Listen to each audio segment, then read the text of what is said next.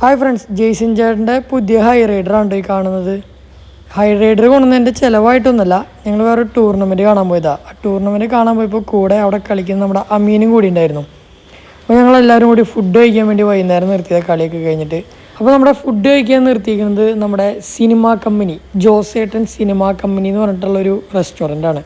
അപ്പോൾ അവിടെ ഞങ്ങൾ ഫുഡ് കഴിക്കാൻ കയറി. അപ്പോൾ സിനിമ കമ്പനി എന്നുള്ള പേര് കേൾക്കുന്ന പോലെ തന്നെയാണ് അതിൻ്റെ ഉള്ളിലെ ഇൻറ്റീരിയർ വർക്കും ചെയ്തിരിക്കുന്നത്. ഫുള്ള് ഫിലിമുകളുടെ പോസ്റ്ററുകൾ, അതുപോലെ മലയാളത്തിൻ്റെ മാത്രമല്ല കേട്ടോ, തമിഴ്, ഹിന്ദി എല്ലാത്തിൻ്റെയും പോസ്റ്ററുകളുണ്ട്. കൂടുതലും പഴയ ഫിലിമുകളുടെ ആയിരുന്നു നമ്മൾ കണ്ടത്. അപ്പോൾ നമ്മൾ ടേബിളിൽ ഇരുന്നിട്ട് ജസ്റ്റ് ഒന്നിങ്ങനെ റൗണ്ട് ചെയ്ത് കാണിച്ചതാണ്. ഞാൻ ക്ലോസ് ആയിട്ട് കുറച്ച് ഫോട്ടോസൊക്കെ കാണിച്ചു തരാം. അപ്പോൾ നിങ്ങൾക്ക് കാണുമ്പോൾ മനസ്സിലാവും ഇത് എത്രത്തോളം ഭംഗിയായിട്ടാണ് ഇവർ ചെയ്തിരിക്കുന്നതെന്ന്. കണ്ടാൽ തൃശ്ശൂർ പൂരത്തിൻ്റെ ഒരു ഫോട്ടോസൊക്കെ ഉണ്ട് കേട്ടോ. ഇത് നമ്മുടെ പഴയ സിംഗേഴ്സാണ്, പഴയ നല്ല പുതിയതുമുണ്ട്.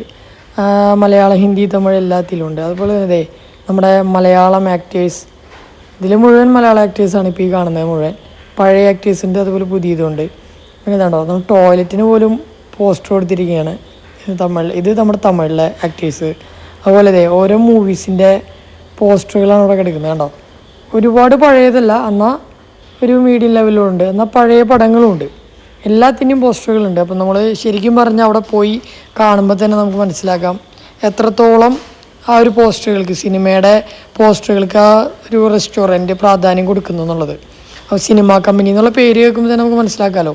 അപ്പോൾ അതുപോലെ തന്നെയാണ് അതിൻ്റെ ഉള്ളിൽ എല്ലാം ചെയ്തു വെച്ചിരിക്കുന്നത്. എനിക്ക് ഏറ്റവും കൂടുതൽ കൗതുകം തോന്നിയ സാധനമാണിത് ഇപ്പോൾ ഈ കാണുന്നത്. ഇതവിടുത്തെ മെനു കാർഡാണ്. അതിലെഴുതിയിരിക്കണോ സിനിമ കമ്പനി റെസ്റ്റോറൻറ്റ് എന്ന് പറഞ്ഞിട്ട് ഫ്ലാപ്പാണ് ചെയ്തിരിക്കുന്നത്. അപ്പം നല്ല മനോഹരമായിട്ട് ചെയ്തിട്ടുണ്ട്. അപ്പോൾ അതുപോലെയൊക്കെ തന്നെയാണ് ഫുഡെന്നും കൂടി നോക്കാം. അതെ, നമ്മൾ ഫുഡ് ഓർഡർ കൊടുത്തത് ഒക്കെ വെറൈറ്റിയാണ് കൊടുത്തിരിക്കുന്നത്. എന്ന് വെച്ച് കഴിഞ്ഞാൽ ഞങ്ങളെപ്പോഴും ഫുഡ് കഴിക്കാൻ പോയി ഇങ്ങനെ തന്നെ കഴിക്കാറ്.